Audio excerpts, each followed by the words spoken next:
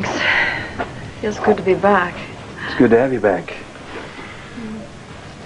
You know those minutes when I thought that you... Hey, it's okay. It's all over, and I feel very safe here with you. This too shall pass. What does that mean? Why do you think? First thing, you decide to play Russian roulette with a motorcycle, and then you decide on dueling psyches with John and Ian. First, you got one who's way too remote, and another one who's not nearly remote enough. You ask me, your father should hawk that locket in a pawn shop. Max, please understand this. I'm in this now, okay? And so is Ian, and I have to follow this through no matter where it takes me. I thought it was over when my father gave the locket back, but it isn't. The man is hiding something from me, and it has something to do with that locket and my dream and New Orleans. And Ian? Yes. And in my book, that spells trouble. Daddy? Let's find out.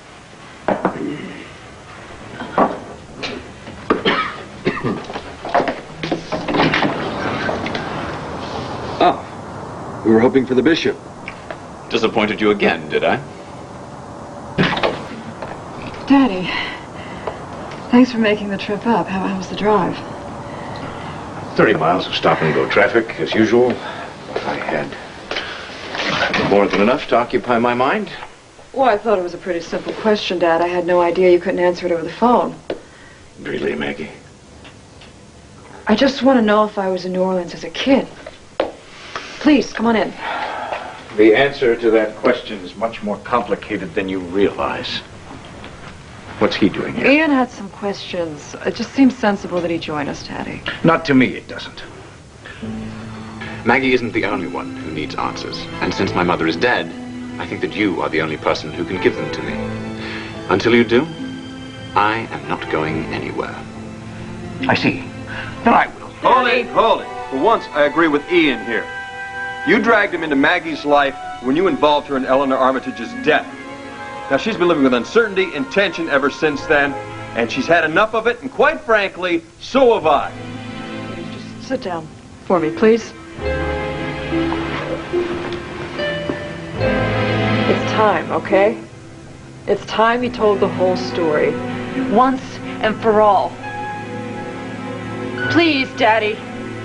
In the name of heaven, I'm asking you for the last time. Leave the past alone. It cannot be changed. It can only change us, and only for the worse. You should have thought of that before you met my mother in St. Martin. It is you who has changed the past. Now, the answers were supposed to have been in this locket. But it's empty. So it is up to you, Bishop Carpenter, to tell us the truth. You owe it to us. Daddy, I keep having this dream, and at this point it feels like a memory.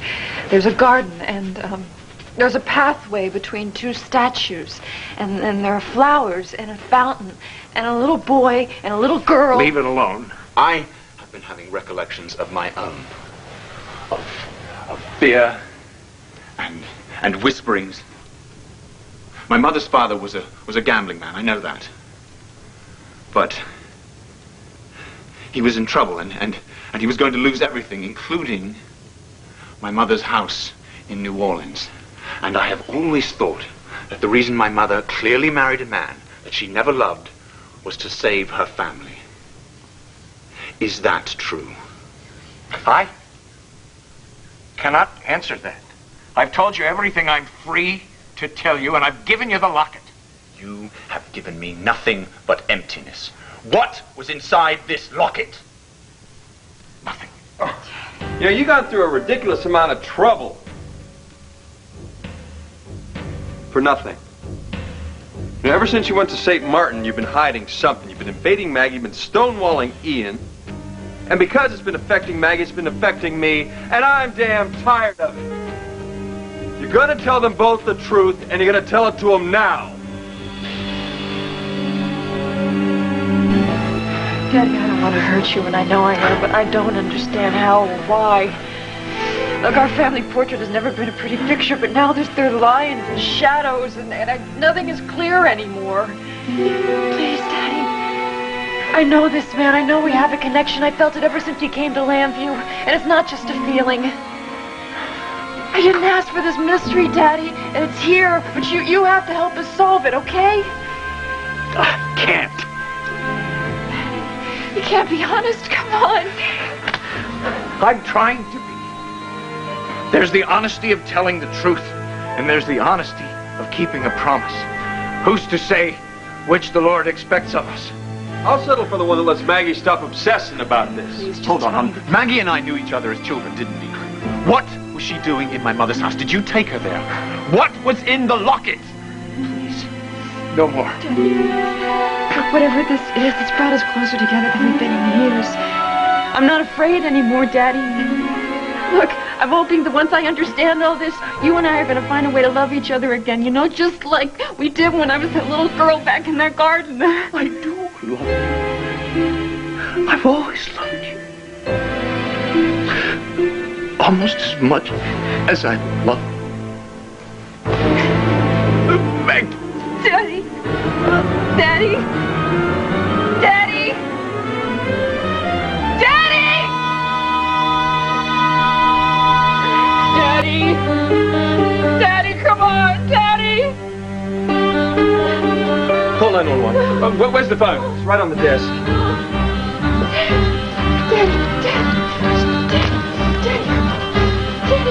Daddy! Maggie, let go. Let go.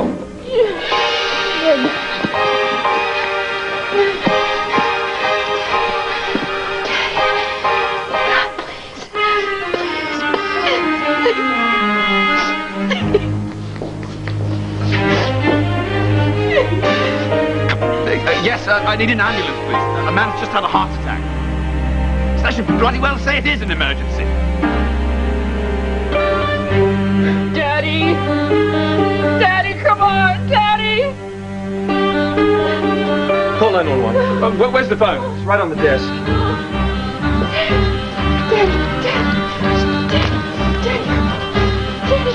Maggie, let go. Let go.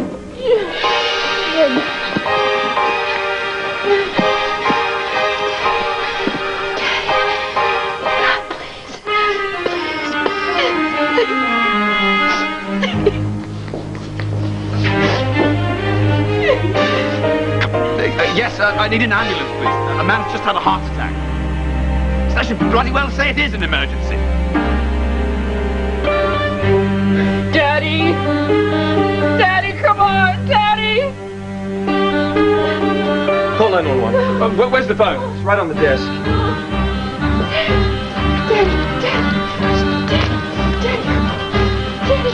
Maggie, let go. Let go.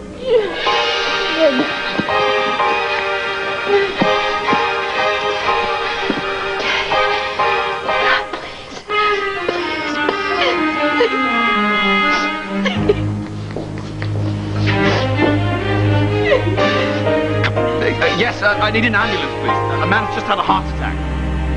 So I should bloody well say it is an emergency.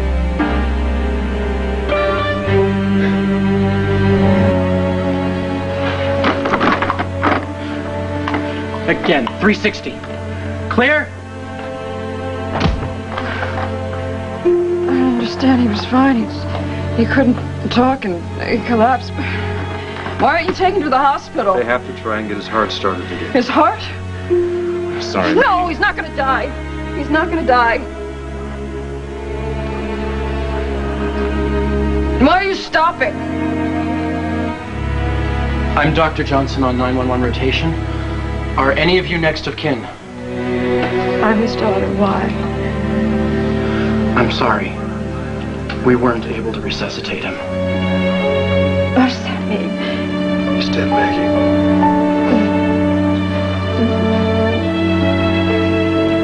How can they be so sure that he's dead? I mean, he was fine. Can it happen that fast? No, wait.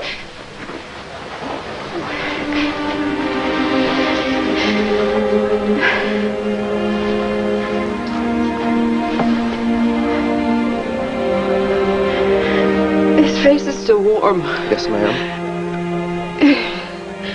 His heart just stopped, no warning, nothing. Sometimes it happens like that. If it was quick, He didn't feel much pain. He knew what was happening. He was trying to say something. He tried to tell you that he loved you. There's no chance. You can have your funeral director contact the medical examiner.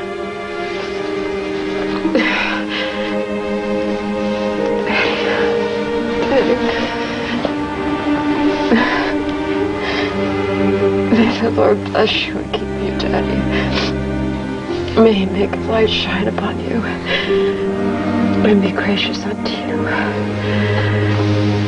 and finally give you peace.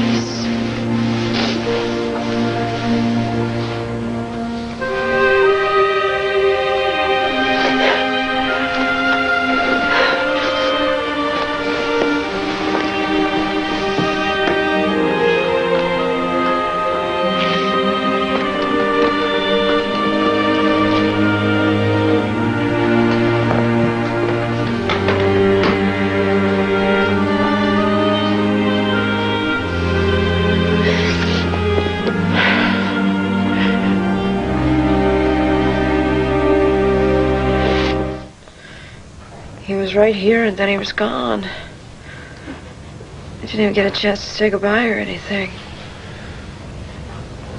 I'm sorry, Maggie. It's hard to imagine. I mean, it's hitting me hard. I can only imagine how you feel. I'm prepared. I'm not prepared for this. No matter, even if you anticipate it, it's just very tough to lose a parent. But at least you and your dad were able to make peace at the end. Daddy was trying to say something really important. You know, maybe finally we were going to start to have something real together. I know that's not going to happen. You got to hold on to your faith, Maggie. I'm trying, Andrew. Even if it means you're sad or angry or whatever you feel. I think it's really important that your dad tried to reach out to you at the end. Andrew, maybe we should let Maggie rest a little. You and I can go over what needs to be done. Sure. Listen, right now I know you feel very alone, but you are not alone. I just feel really empty. Why did I wait so long? You know, I finally forced him to tell me the truth, and he couldn't do it. Is that what killed him? Is that what did it? Don't even go down that road. Why, Maggie? Andrew? Why? Because it's true? I mean, what was it that was so terrible that he would rather die than to have to say it?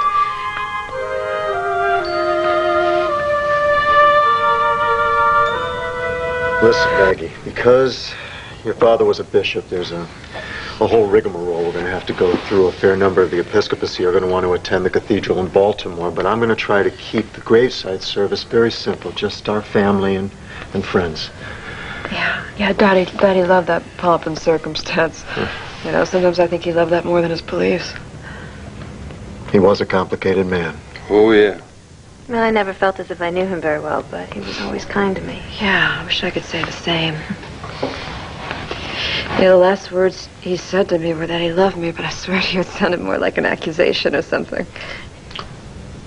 I had the sense that he was angry at himself, not at you. Really? It was as though he were trying to make some kind of confession of some sin.